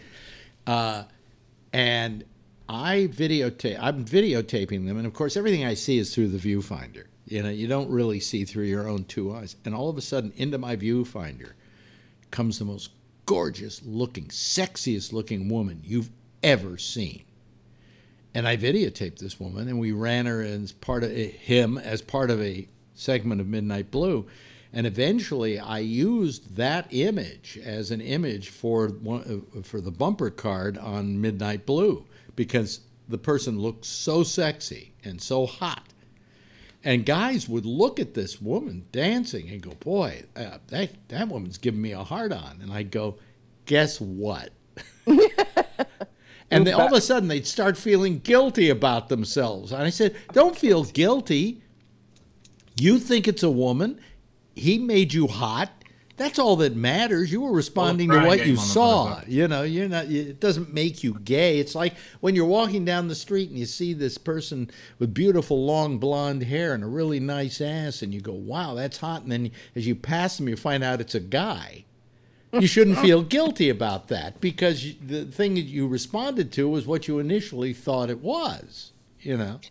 Back in 1980, I just came back from Florida. I was away working in radio, moved back to New York, and come to find that my brother has a friend who he met at work. And his friend used to tell him, his friend and his brother-in-law, the two guys, used to talk to my brother all the time at lunch saying, oh, man, we partied last night. We met these really hot girls, and we had a blast, blah, blah, blah. Well, come to know after a while, because my brother would say, I'd love to go with you guys. I'd love to go. And they kept not letting him go. Basically, the end of the story was after my brother getting a complex, almost thinking they just don't want to hang around with him, they finally were comfortable enough to tell him. No, they were comfortable enough to say to him, well, we have something to tell you. We're both gay, and we're both going to gay bars in the city, and so that's why we haven't invited you. So he became really good friends with them. Both of them were married, and they were brother-in-law, and they were brother-in-laws, and they had a relationship together, and they were married and had kids. And one night, or a couple of nights actually, after I met him, they invited us to go to this gay club in the city. Now, this is 1980, so this is before all this. Yeah. Everybody's so comfortable with this thing, right? But it was like, what the hell? We'd heard so many stories. Let's go check it out. So we went to this bar this night, walked into this place, and it was, I mean, the women in this place, I was like, so these gays and lesbians, right? These women are awesome. I mean, like, oh my God, your tongue falling out of your mouth. And his guy's name was Humphrey. He tapped me and he says to me, you could put your tongue back into your mouth. There are no women in this place. Wow. See? Yeah. I went, really? Because there's not a woman in here. This was down in the village. Yeah, as a woman, it's just not fair when you see a guy who does his makeup vastly superior to yours. It's just not fair. It's crazy. Yeah. Crazy. Yeah, you know, I mean, I've said it before for a number of years now that men, all across the entirety of the male subspecies of humanity, have a greater capacity to deceive and to masquerade, have more of a capacity to masquerade as women than women do as men. You know what I think it is? Some of the I've never had a relationship with a transsexual, but my experiences with them, being with them, they're more feminine than the women, because I think they covet it more. They want it so bad that they come across so. I mean, like, you forget you're talking to guys. Just the way they speak, the way they talk. I think that you've met a certain kind, but all I'm saying, having met the full spectrum in that those three women or men that I mentioned, Holly Woodlawn, Candy Darling, and Jackie Curtis, there was a different approach to each one. It was as though Holly was almost making fun of women. She was playing it was a cartoon character. You know, the lips were overdone and so on. Whereas Candy was very feminine. I always got the feeling from Holly that Holly really maybe hated his mother, you know, and that this was his way of getting even by doing this broad caricature. Now, I could never figure out where Jackie Curtis was coming from, because why you get dressed up in a dress, and he was a pretty good-looking guy, and wear your hair long, and then let your 5-day growth grow out. That one I didn't understand. That one I could never kind of, I didn't get the motivation in that one. There's also a difference between female impersonators, like, those who go to shows and they don't identify as women, but they dress up with the overdone makeup and all that. Like Divine, the actor Divine, right? He wasn't a transsexual. He was just a female impersonator, right? Yeah. Transvestite, I believe, is what they're calling. Is that, or is it a female impersonator? They used to call it cross dressers. Now they're kind of calling it transgender. It changes. I used to use the term trans. There's also non-binary used as a word. Used as a cross-dresser was always a term being used. But transvestite. Nuances. Yeah, transvestite. But it's Caitlyn Jenner. Yeah. Buckle up, buckaroos. I mean, Caitlyn right now is dating a woman. It's just a traitor. So what does that mean? What is the sexuality then? That's the weird thing about it. Is she gay? Well, I don't think that being transgender is necessarily a form of sexuality. Well, no, but I understand that. But what I'm saying is, so she identifies as a woman, and if she's interested in other women, then is she a lesbian, or at least bisexual? Well, I mean, you know what I'm saying? Okay, I knew a transsexual, and I'm trying to remember her name now. She was a guest on my show. She was a woman, a man, who went and had her dick cut off. Okay. And became a woman, okay? So that she could then date women. Huh? Wait a minute. Yeah, so she could then date women. And I said, so does that make you a lesbian? Or does that make you a heterosexual man? And aren't you going a little out of your way to get laid by doing that? I think our friend Mr. O'Fano needs about a 10-pound Advil or aspirin, because his head was about to explode there for a minute. Well, I mean, it was always a strange thing to me, and I always gave her roll with it, Rob. Kind of a bad time about, did you do that to get laid? I mean, it just seems to me, why didn't you just keep the dick on and go out with the women? Yeah. Why did you have your dick cut off, become a woman, so that you could then be a lesbian? And go after women. Yeah, because I mean, once you cut that off, you're not going to have the feeling anymore that you had when you had it. Right. So, and you're not going to have the true sensation a woman would have. Well, now they can grow a new one back for you. Ooh, who said that? I did. They can. Can they really? No, they can't. I thought they could. No. I mean, it's expensive as fuck. I've read a lot of stuff in my time on this subject matter, Brian, and I've never read anywhere where it grows back. I'm talking about if it's like through medical. It's not like a root. Externally, on like the back of a mouse or some shit, they can grow another. Yeah, like an ear on the back of a mouse. So that's what do they call that? That's addictomy.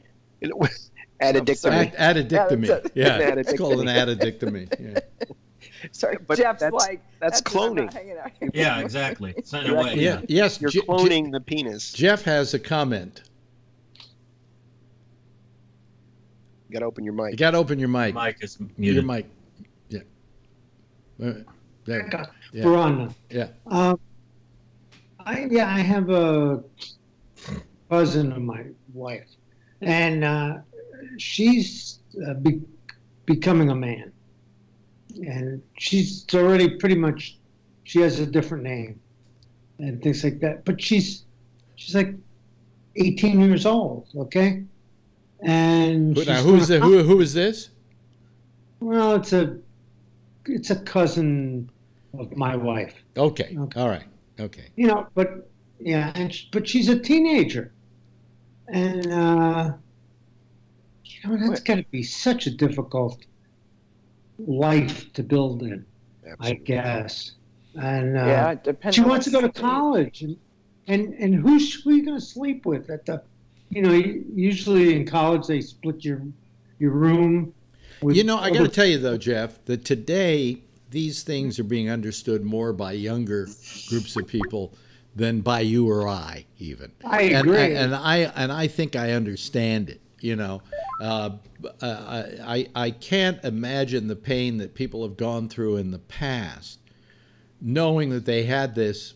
And I hate to call it a condition. I think people would mind me calling it a condition, but it is a medical condition, and have had to keep it a secret. Caitlyn Jenner is an example of that, who all his life had to be the man's man, as it were, and yet felt this compulsion that he felt the woman in him. I don't know if his compulsion, though, was as much about being a woman or dressing as a woman. I don't know. I never could figure out what his motivation was. I know some people physically feel that they're a woman. Yeah. I don't know if that's the case with Caitlyn Jenner. As I've watched all these documentaries on Caitlyn and the Kardashians and him going through this whole thing, I never really saw that. What can we call it? Hormonal component in his situation. He just liked dressing up as a woman. Yeah, but why not just dress as a woman then? Why would you go through all the hormones and put your body through that? Yeah. If it was just for the clothing. Well, he's not going for the the penis removal. You know, he's not going all the way with it.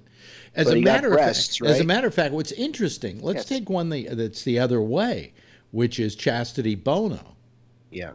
Who, of course, was a woman who dresses as a man, but has yet to have any kind of operation to turn her. Yes, she did. No, yes, she didn't. No, she didn't. She did. No. Yes, she did. She did. Look it up. You'll see she did. I saw a whole documentary on it, and Cher was on it. She had the full, complete meal deal. Wait a minute. Meal deal? You know, I'd like to say that Cher did a stupendous job they both did a really good job with their children. So, and the way she stood behind Chastity through all of this, I thought that was an excellent. Well, she didn't in the beginning. She didn't in the beginning. She was because Chastity talked about it in the documentary. I don't even know where I saw that. It might have been on OWN or, Oprah's network, whatever. I'm not sure where I saw it. But her mother didn't really take to the idea immediately. She grew into it, but it took a while. It says in mid to pivot on a turn. Yeah, no, I mean she's definitely behind her now, but she in the beginning it was touch and go. They had their moments. Well, was Sonny more acceptant of it than Cher was? Is that the issue? According to this Wikipedia on Chastity, there is no sign of Chastity having an operation to change. Oh, did you say Wikipedia there, Alex? Yeah. Because you'll discount my notion that the theory of syphilis. Yeah, exactly. Cherry picking motherfucker that you are. No, I'm not a cherry picking motherfucker. Yeah. I've looked. Well, yes, you are. I've looked and seen. You were wrong. They're both valid theories. No, that's not. No. Just because something's a theory doesn't make it valid. What are we talking about? A cherry picking motherfucker. No, I'm not a cherry picking motherfucker. So I would like to say that I'm a cotton picking motherfucker, but not a cherry picking. I'm so amazed you get all those people in the song. I would have liked to meet them. So according to by the way, Alex, here's your return on investment. Oh, okay. Well, according to what I'm reading here, let me just pull down my. Chaz Bono began undergoing a physical and social transition from female to male. Yes, this was confirmed June 2009 by his publicist. But the physical was not the surgery. The physical was the hormonal.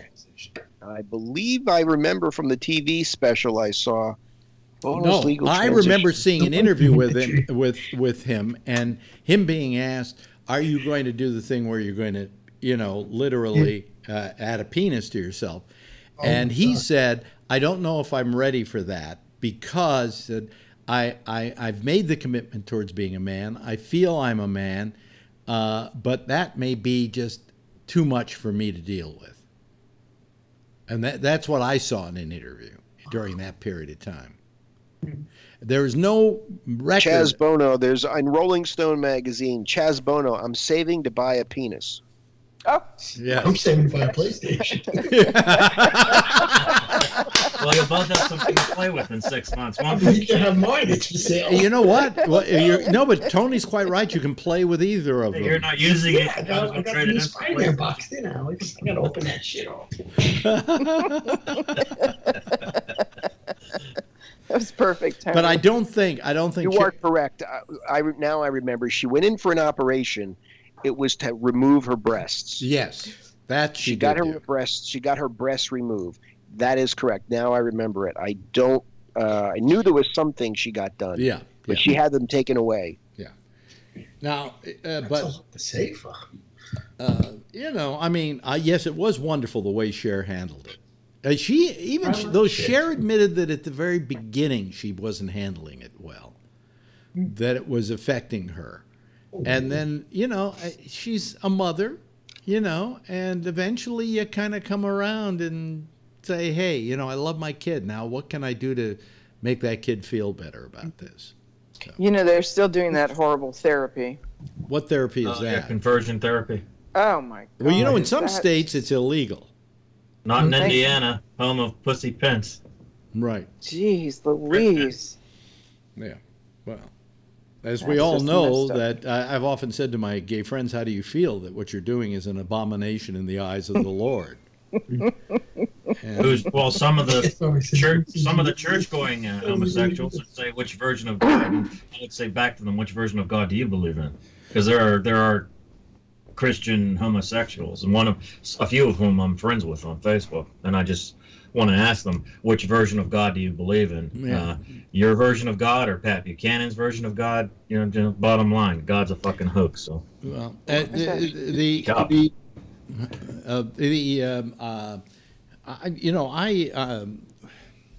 was the point I was going to make? I forgot now. Who's God? Are we going to get into that?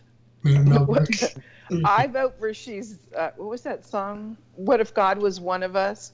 Just a clown like the rest of us on the that's from the song, yeah. Yeah. If I believed in God, I would believe in that notion. Not he's a fuck, he or she or it's in fact, she sang that song live on my show in San Francisco. What was her name, though? I'm trying to remember her name now. Is that the Cranberries? No.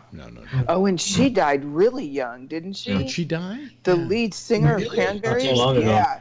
She was like super, like... It was like 8 months ago, wasn't it? Yeah, she was like less than 35, died, or right at 35 or something like that. She was young. Let's see, lead singer of Cranberry. Let's see. What was her name? I don't know now, but I know the song. It wasn't Atlanta Morissette. It Joan was Osborne. Joan Osborne is who I'm thinking of. Oh, wow. Yes. Yeah. January 15th of 2018. Yeah. Died accidental. What? Was it a drug overdose? No, I don't know. That was a weird one. So, and that was another thing I was going to say. Is anybody else having search issues? Because I'm asking them to go search things, and it isn't coming back with what I was looking for. Is anybody else having search engine problems? You know what I found is the most accurate thing I can use lately, and I should have done it tonight. Let me give you an example. Echo, who sang What If God Was One of Us? Here's what I found on Wikipedia. One of Us is a song written by Eric Bazilian and originally released by Joan Osborne. Hey? Oh, she got it. Damn. I find that was... I tried to get you on Amazon. It was the best. And I've asked it questions like, what was the second film that Steven Spielberg directed? And I didn't ask the first, or I could ask the third, and it would come up with it. Wow. And Boy, we're going to get spoiled with that. It's much better. It's much better than Siri. it's Google. Echo, what was the second film directed by Steven Spielberg?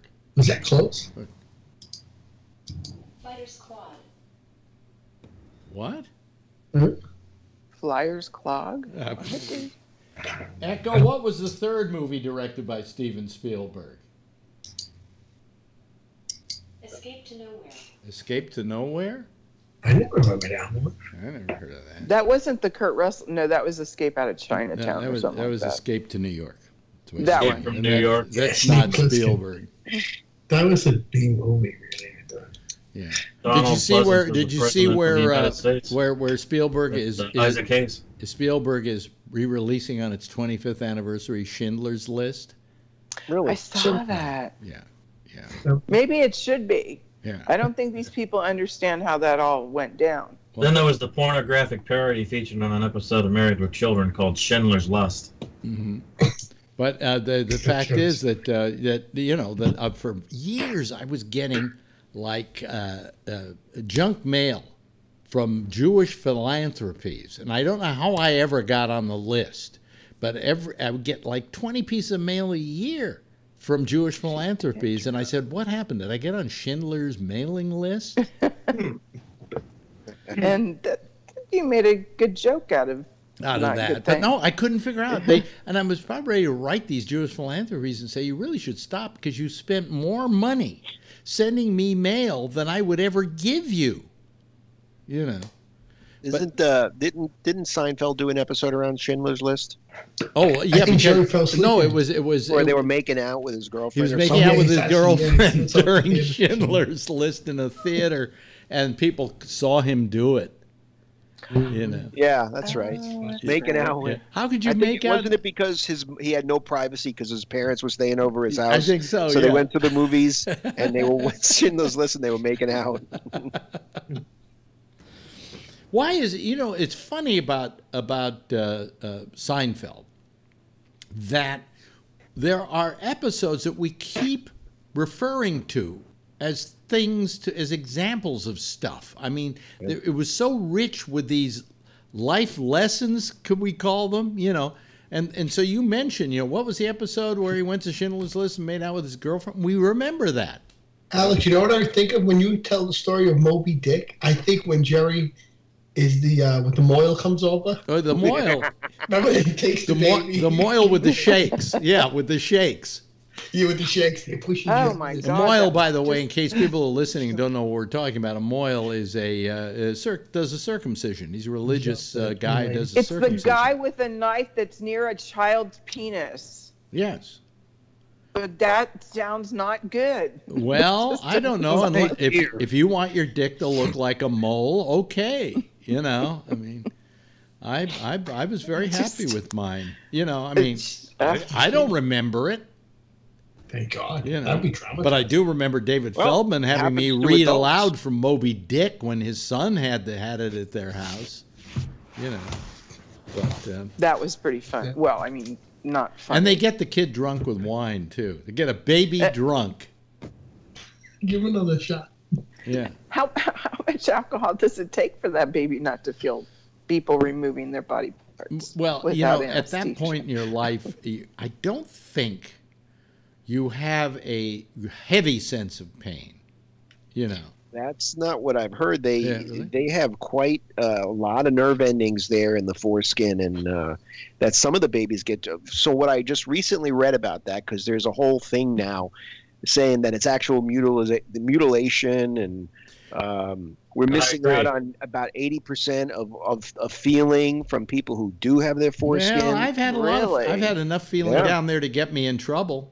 You know, well, 80% is a lot. That's what I know. That's what they say. It's wait until you're 18, until you're after the age of consent, and then decide if you want to have your. Oh, you don't want to. You don't want to do it then. I know. I had an uncle who had it done because he got an infection or something.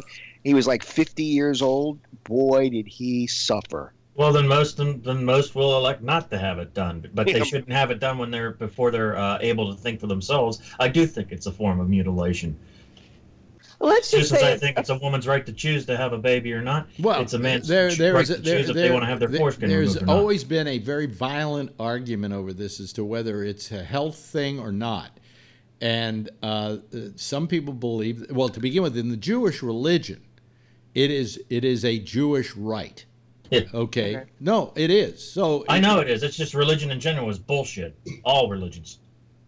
Well, but I'm telling you why it exists. I know you are. I'm just, I'm spouting off whenever I have the opportunity. But see, before when it first started, it was due to cleanliness.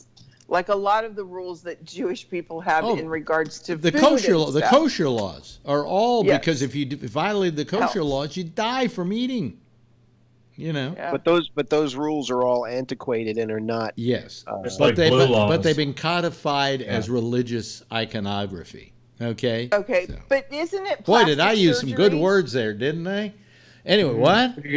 Isn't it plastic? Why don't you consider it plastic surgery? And if you're going to have plastic surgery, you need to wait until you're an adult. I got to tell you, kiddo, this ain't like a nose job.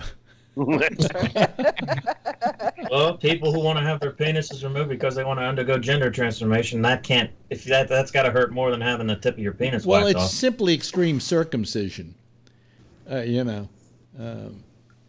I don't know. I mean, there's a lot of arguments about circumcision and whether it's... and it's because we don't know that we as a society as a whole should largely leave this shit up to the individual to decide when they are of adult or consenting age. If it's a Jewish child, he's going to get circumcised. It's part of the religion. Yeah, most Americans do. Yeah, most Americans do. 80% is a really high number. That's right. For what? Because it should be something down. I mean, it should be that you lose like 80% of the feeling during sex without your foreskin. You know what we don't have statistics on is the amount of people being circumcised at birth today, as opposed to say 20 years ago. Is it different? Is it has it changed? Because a lot of people have argued whether circumcision is necessary, and it probably is not medically necessary. And it's so rare in this country that a lot of people, there's a stigma about the difference in the way it looks. There's also a smegma. There's a difference in the way it looks, and there are people. I'll never look at a grilled cheese sandwich the same way again. Don't do that. Wait, what were you saying, Rob? There's a stigma in the look of it, right? It sets when kids go to school and they're in the gym class and they won't give a shit. And they see the uncircumcised penis and it looks different than everybody else's, and that's a reason why a lot of people do it. It's just because at some point in time there's going to be a question about it. Yeah, and I remember back in the day, I had discussions. Well, there are women who don't like it. Well, I was just going to say, you guys are discussing this, and we're like, yeah. Yeah, how does it? Well, the question is, how does it? Go ahead and discuss you on. How does a woman look at it? Oh man, you should. Sarah Silverman, I think it was Sarah Silverman, went out on stage and did an entire rant on how bad it looks, how much we don't want to be anywhere near it, and get that thing away from me. And she did like 25 minutes on the guy's dick. Well, here's another question, Renee. Wait a minute. Here's another question, Renee. How do women comparatively look at it in relation to modifications they make to themselves? If Sarah Silverman were in your place, I'd ask her that to her face. Here, make a joke about that, bitch. Let's see how you turn that phrase around. Well, she wasn't saying she didn't like dick. She was just saying... She said she doesn't like uncircumcised. Well, my statement still stands.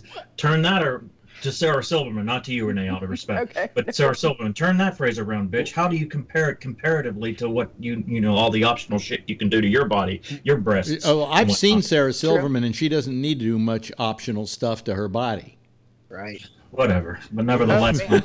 You see my point, though. Bree, hello. Yeah. Good morning, Bree. You're calling at the last minute. Did something tickle your fancy? Well, just in general, I was going to say that, when you talk about transgenders, for someone who had lived in Southeast Asia, it's very common. Right. I know I have acquaintances who are, ladyboys and she-males, transgendered, whatever. Or their So I makeup always better ask them than what ours term too. they liked. You know, what you have to sort of figure that out first. Yeah. But yeah. Yeah. It's just common. I don't consider it odd or strange or different. Yeah. Yeah. Well, I mean, I think I just don't care. we probably find it odder in this country than they do in a lot of it. The acceptance of this sort of thing is much better in other countries, although there's some countries where it's much worse. Yeah, Did you know that there is a transgendered minister in Pakistan? Really? I did not. Pakistan. So, yeah. How is he still alive? Thank you. They are still alive. No, that would be a tough place to be. Now there's somebody with conviction. Well, we don't know. I mean, I would have to ask somebody how the Muslim religion looks upon that sort of thing. I'm not sure they like it. Well, it depends on the individual. I mean, in Muslims in general, do they stand with it, against it, or are they against homosexuality, or are they just against sexuality under certain circumstances? There we go. There we go. Wow! Excellent, good for them. Yeah. Oh, and that was this year, 2018. So my That's question wonderful. is, in the Muslim religion, is there room for that? Only this country's Yeah. going backwards. You know. Yeah. You can say that. Oh, Alex, I'll tell you a funny story from last night. I don't know why this happens. I was coming home from a grocery store, and this guy rolls down his window, and he tries to start a conversation with me. He wants to shake my hand, etc. He says he's from Saudi Arabia, and I had this happen one time before, and I couldn't figure out why. Like, I stopped because I figure they might be lost and need directions, or maybe I think they were trying to say something about their car needing repairs. It might have been like a money. I'm not sure. But one of the things he said early on was, "You're Christian, I'm Muslim, and I come to you for help." And I looked at him. I said, "Well, what makes you think I'm Christian? Like, I haven't told you this. I kind of think that's a little presumptuous of you. I could be Buddhist, or whatnot." And that really threw him off. This idea that I could be something other than Christian really, I mean, he just sat there for a good long while wondering about that, and because he assumed that the way he was dressed and that he was from Saudi Arabia, then therefore he must be Muslim, and I must acknowledge that. And I always have a problem when people make these assumptions in advance of other people. I'm not really into that. Yeah. When I'm traveling in the Middle East, I get a lot of that. I'm Muslim, you're Christian. We're not supposed to like each other, and I'm like, oh, that's no, wait a minute, that's not really how it works. That's really quite wrong. You seem like a nice Wait a guy. minute, because in Muslim countries, for instance, they accept Jews, and one of the reasons they accept Jews is because they believe in the same one God. In other words, the thing they don't like are religions that don't believe in one God, like Buddhists who believe in many gods.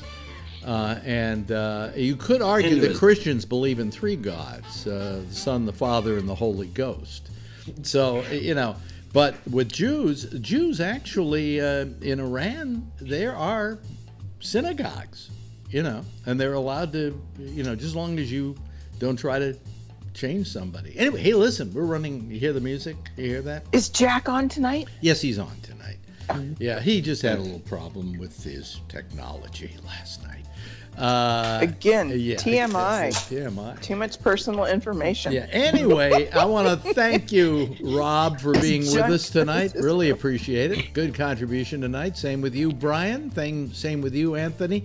Jeff, always great to have you on. Renee, lovely to have you from Hawaii, and transposed against the frame next to you, as our audience sees it, from Bree from Dubai. So we got Hawaii, Dubai, Pittsburgh. And a lot of other places. Bye, bitches. Too. Anyway, hey, bitches, wave goodbye. Well, yeah, that's our citizen panel for tonight. International citizens panel, coming to you from everywhere. Well, listen, we're out of here tonight. Let me just turn off the Skype lines so that our next show, which is The Intersection with Jack Bishop, can come on here and do their thing. He'll do his thing. And there is no connections anymore. So after 1 o'clock this morning, it's all these programs rerun endlessly.